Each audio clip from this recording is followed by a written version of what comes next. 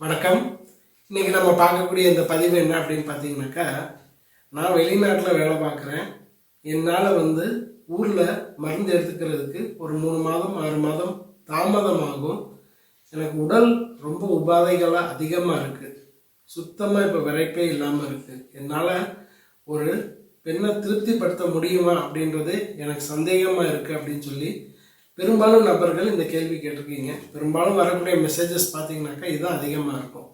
So இந்த மாதிரி இருக்கக்கூடிய உங்களுக்கு ஆன்லைனில் சிம்பிளாக பர்ச்சேஸ் பண்ணி அதை நாங்கள் எடுத்துக்கிட்டு ஓரளவு கண்ட்ரோலாக இருந்தால் போதும். ரொம்ப மோசமாக போக போக மோசமாக போகிறதுக்கு பதிலாக ஓரளவு கண்ட்ரோலாக இருந்தால் நாங்கள் ஊருக்கு வந்த பிறகு கூட மருந்துகள் எடுத்து சாப்பிட்டுக்கலாம். இங்கே எந்த ஒரு மருந்துகளும் யாரும் கொண்டு வந்து கொடுக்கறதுக்கும் வசதிகள் இல்லை. மருந்துகள் நாங்கள் போய் வாங்குறதுக்கும் தோதுக்கு வரல அப்படின்னு சொல்லி கேட்டிருக்கீங்க. ஸோ இதுக்கு ரொம்ப சிம்பிளான காம்பினேஷன் தான் நல்லாயிருக்கும் அப்படின்றதும் கேட்டிருக்கீங்க. உங்களுக்காக தான் இந்த காம்பினேஷனு.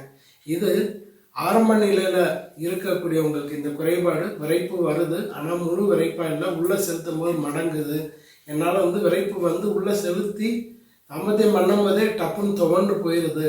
இந்த மாதிரி குறைபாடுகள் ஆரம்ப நிலையில் இருக்கிறவங்களுக்கு இந்த மருந்து 1 மணி நேரம் எடுத்துக்கிட்டால் முழுமையாக சரியாயிடும். திரும்ப அந்த குறைபாடு வராது. ஆனால் ரொம்ப வருஷமாக எனக்கு இந்த பிரச்சனைகள் இருக்குது அப்படின்றவங்களுக்கு ஓரளவு கண்ட்ரோலுக்கு வரும். ஆனால் அதுக்கு இந்த மாதிரி குறைபாடுகளுக்கு நிறைய காம்பினேஷன்ஸ் இருக்குது, அதை ஃபாலோ பண்ணிக்கலாம்.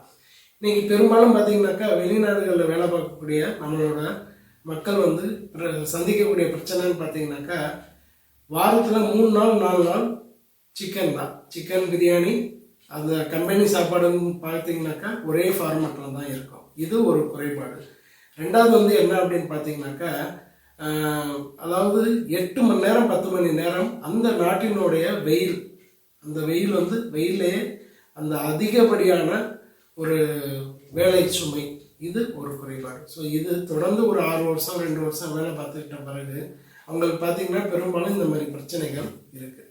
ஸோ இப்போ இந்த மாதிரி பிரச்சனைகளுக்கு இன்னும் உடல்நிலை மோசமாக போகாமல் ஓரளவு கண்ட்ரோல் கொண்டு வர்றதுக்கும் ஊருக்கு வந்த பிறகு அந்த பிரச்சனைக்கு தீர்வு நம்ம மருந்துகள் நிறையா இருக்குது, எடுத்துக்கலாம். பட் அது இன்னும் ரொம்ப மோசமாக இல்லாமல் ஓரளவுக்கு இயல்பு நிலைக்கே கொண்டு வர்றதுக்கு காம்பினேஷன் கேட்டிருக்கீங்க இல்லையா? ஸோ இந்த காம்பினேஷன் உங்களுக்கு சூப்பராக வேலை செய்யும். இது ஆன்லைன்லேயும் கிடைக்கும்.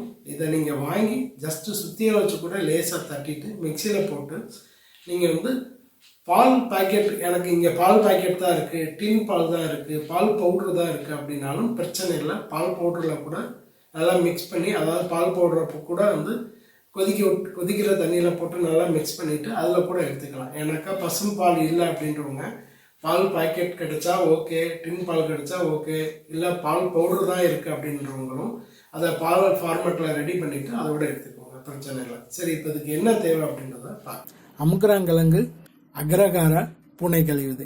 சரி, இப்போ நீங்கள் பார்க்குறது அமுக்குறாங்கிழங்கு. இது 50 கிராம் அளவுக்கு எடுத்துக்கணும். அமுக்குறாங்கிழங்கு நரம்பை வலுப்படுத்தும், நல்ல உணர்ச்சி கொடுக்கக்கூடியது, உடம்பை நல்லா பலப்படுத்தக்கூடிய விஷயம். இந்த இது 50 கிராம் அளவுக்கு எடுத்துக்கோங்க. அதே மாதிரி ரெண்டாவதாக நீங்கள் பார்க்குறது என்ன அப்படின்னு பார்த்தீங்கன்னா அக்ரகாரா. அக்ரகாரா 25 கிராம் எடுத்துக்கோங்க. அக்ரகாராவை பொறுத்தளவுக்கு நீங்கள் வாங்கி பண்ணுறது நல்லது. ஏன்னா மார்க்கெட்டில் அந்தளவுக்கு பியூரிட்டி இருக்காது.